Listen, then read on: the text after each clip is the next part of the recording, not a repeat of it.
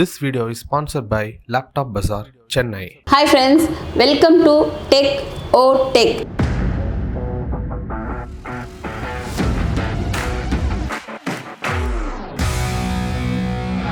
So இந்த வீடியோவில் புதுசாக லேப்டாப் வாங்குறவங்களுக்கு கவனிக்க வேண்டிய சில விஷயங்களை தான் நான் சொல்ல போகிறேன். மேடம், இப்போது உங்களோட ஆல்ரெடி பழைய வீடியோ உங்களுக்கு ஒரு வீடியோ ஒன்று பார்த்தேன் நான். இப்போது புதுசாக இப்போது லேப்டாப் வாங்கணும்னு நினைக்கிறவங்களுக்கு ஆக்சுவலி என்னென்ன பார்த்துட்டு போயிட்டு லேப்டாப் வாங்கணும் அதை மட்டும் நீங்கள் ஒரு ஷார்ட்டாக ஒரு லிஸ்ட்டு சொன்னீங்கன்னா இப்போ புதுசாக வாங்குறவங்களுக்கு யூஸ்ஃபுல்லாக இருக்கும். புதுசாக லேப்டாப் வாங்குறதுக்கு ஃபஸ்ட்டு உங்களுடைய பட்ஜெட் என்ன நீங்கள் ஒரு லிஸ்ட்டு வச்சுக்கோங்க. நான் இவ்வளோ தான் பட்ஜெட், எனக்கு 30,000 நான் லேப்டாப் வாங்க போகிறேன்னா 30,000 நீங்கள் பார்க்கலாம்.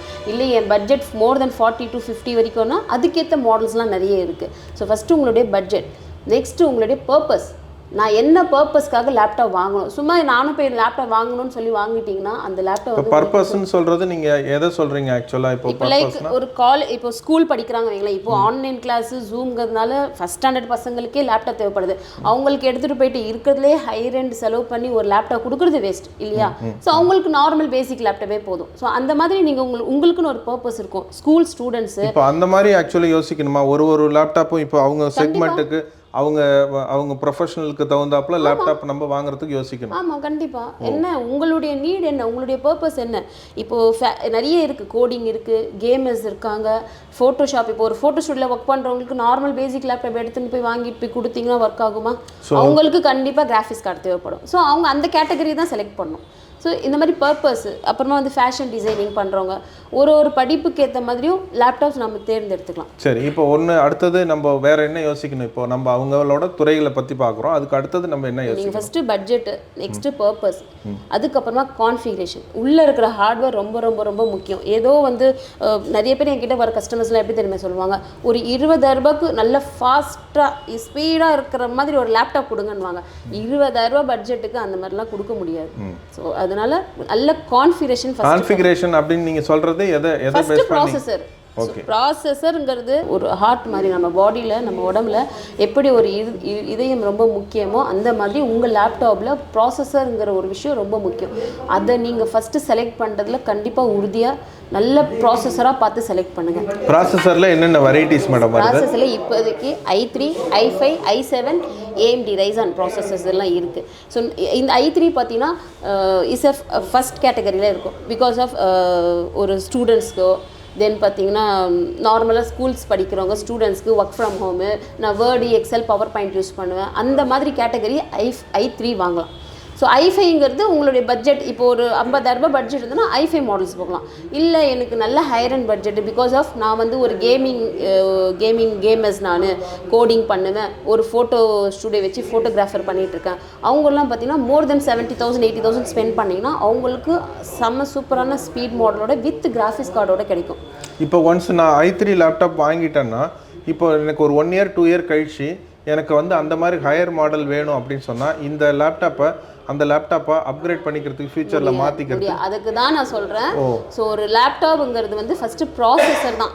நீங்கள் ஒன்ஸ் ப்ராசஸர் செலக்ட் பண்ணிட்டீங்கன்னா நீங்கள் அந்த ப்ராசஸரை சேஞ்சும் பண்ண முடியாது, அப்கிரேடும் பண்ண முடியாது. அப்போ லேப்டாப்பே தூக்கிட்டு போய் கொடுத்துட்டு வேற ப்ராசஸர் லேப்டாப் தான் பண்ண முடியும். அப்போது நான் ஒரு லேப்டாப் இத்தனை ஒரு 2-3 வருஷம் எனக்கு வேணும் அப்படின்னு சொன்னால் நான் அப்போ அதுக்கு தகுந்தாப்புல தான் யோசிச்சு வாங்கணுமா? கண்டிப்பாக. நீங்கள் ஒரு லேப்டாப் வாங்குறீங்கன்னா அட்லீஸ்ட் 5 years ஒர்க் பண்ணுற மாதிரி தான் நீங்கள் யோசிச்சு பிளான் பண்ணி வாங்கணும். சில பேருங்க சொல்லிடுவாங்க, இல்லை மேடம் நான் 1 வருஷம் தான் யூஸ் பண்ணுவேன், நீங்கள் சும்மா பேசிக்காக கொடுங்கன்னு சொல்லிடுவாங்க. நாங்கள் எவ்வளோதான் சொன்னாலும் சில கஸ்டமர்ஸ் இருக்காங்க, நான் எல்லாரையும் சொல்லலை, சில கஸ்டமர்ஸ் இருக்காங்க.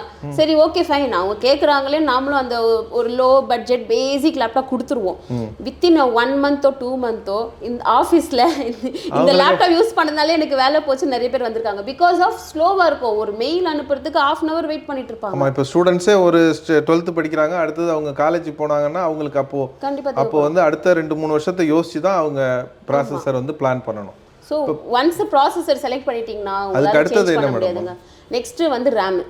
ரேம் ஆமாம், ஸ்பீடை பொறுத்த வரைக்கும் ப்ராசஸர் ரேம் தான் உங்களுடைய லேப்டாப்போடைய ஸ்பீடை தீர்மானிக்குது. ரேமை பொறுத்த வரைக்கும் அட்லீஸ்ட் 8GB வரைக்கும் இப்போ இருக்கிற விண்டோஸ் 11க்கு 8GB அந்த மாதிரி 4GB லேப்டாப்ஸ் அந்த மாதிரிலாம் வாங்கக்கூடாது. 4GB போகலாம், பட் ஸ்பீடுங்கும் போது இப்போதைக்கு 8GB இஸ் குட்.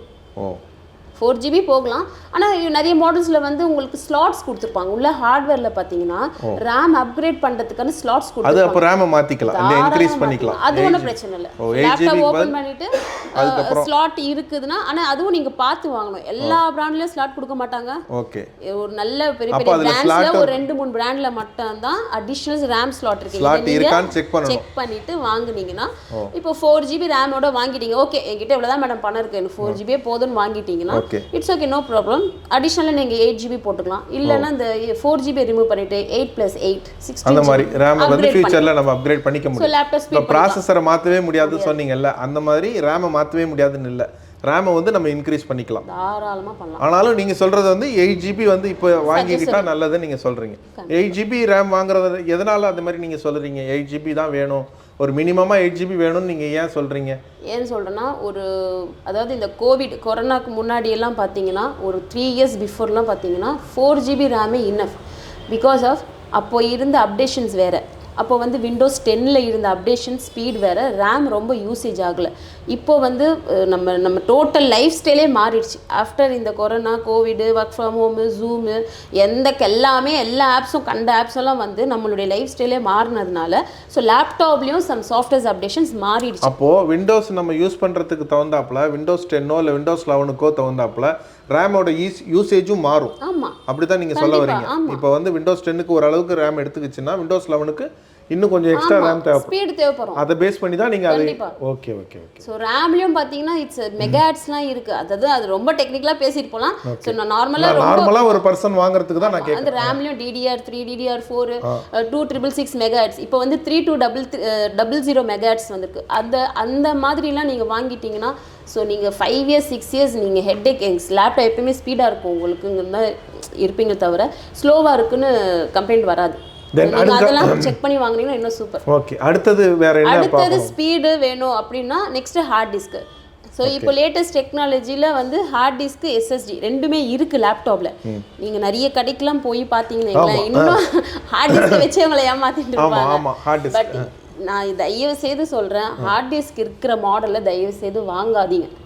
உங்களுக்கு பட்ஜெட்டே இல்லை எனக்கு அதுதான் வாங்கணும்னா நீங்கள் சும்மாவே இருக்கலாம். அதுக்கு காசு பத்திரமா எடுத்துன்னு போய் பேங்க்ல டெபாசிட் பண்ணிக்கோங்க.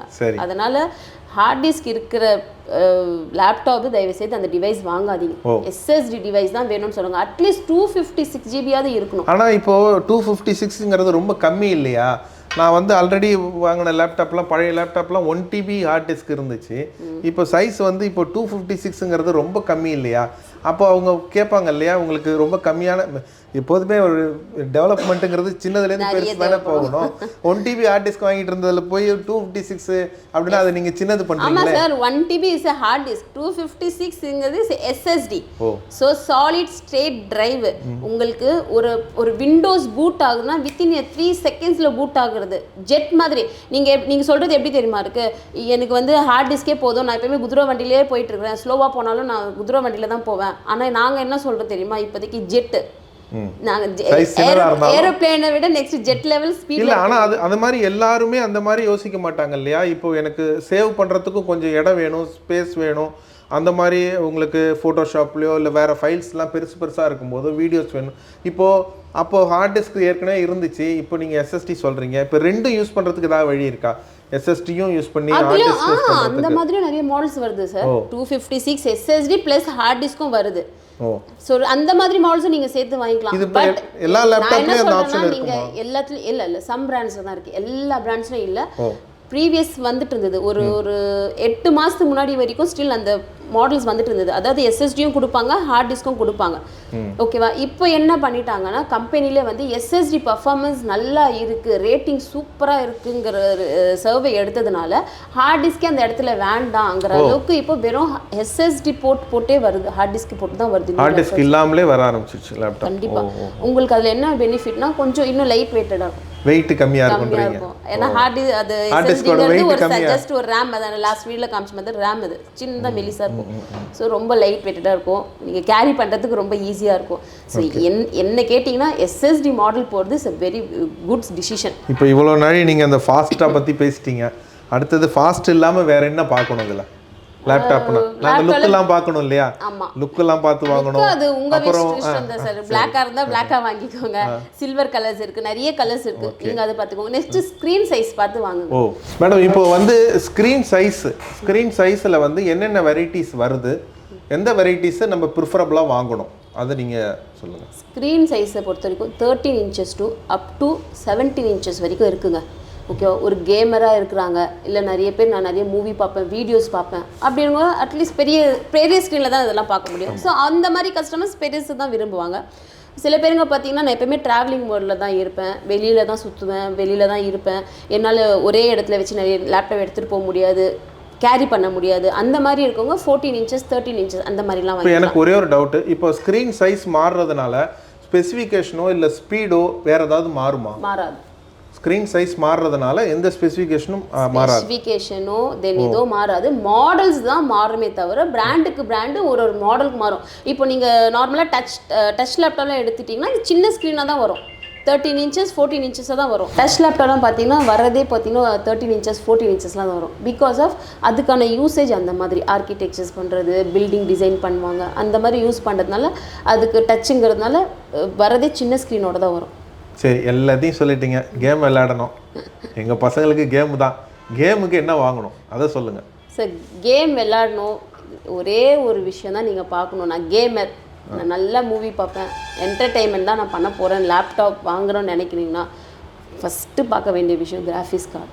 ஓ, நீங்கள் கிராஃபிக்ஸ் கார்டு இல்லாமல் சரி பேசிக்காகவே எல்லா கடையிலும் போன என்ன சொன்னால் சார் கிராஃபிக்ஸ் கார்டெலாம் ரொம்ப தேவையில்லை சார், அதுலேயே ஒரு இன்டெகிரேட் கிராஃபிக்ஸ் கார்டு இருக்கும், அதுலேயே நீங்கள் மூவி பார்த்துக்கலாம், கேம்ஸ் எல்லாம் சப்போர்ட் பண்ண எல்லாம் சொல்லுவாங்க. ஆனால் ஒரு பர்டிகுலர் ஒரு கேமை நீங்கள் டவுன்லோட் பண்ணி இன்ஸ்டால் பண்ணிங்கன்னா வேலையே செய்யாது.